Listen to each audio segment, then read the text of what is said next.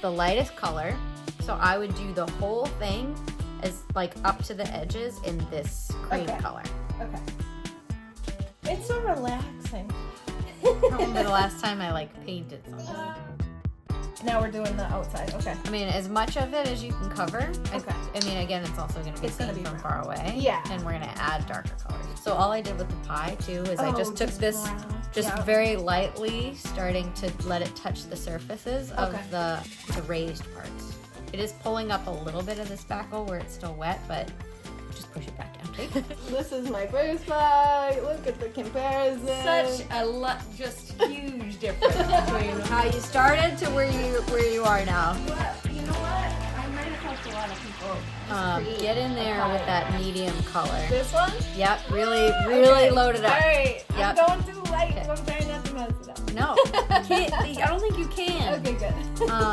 So I'm moving on to, because I'm kind of happy with this. Okay. So I'm starting to, this is the one that you'll go the lightest on because it's going to touch the highest parts of your pie. Because these are the parts that are closer to the heat source if you were actually cooking them. Right. And we want that to stick out. Okay. And also with these cherries, I'm not worried about getting it clean, like perfectly clean, because if you think about the filling, if you're taking cherries from the filling, a little bit of that jam is going to come out.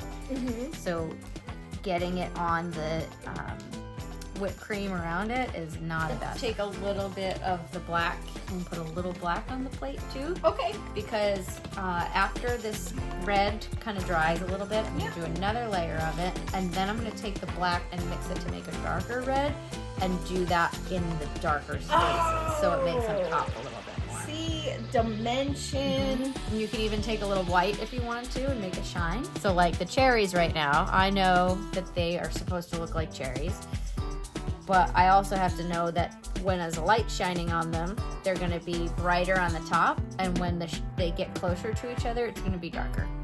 Right.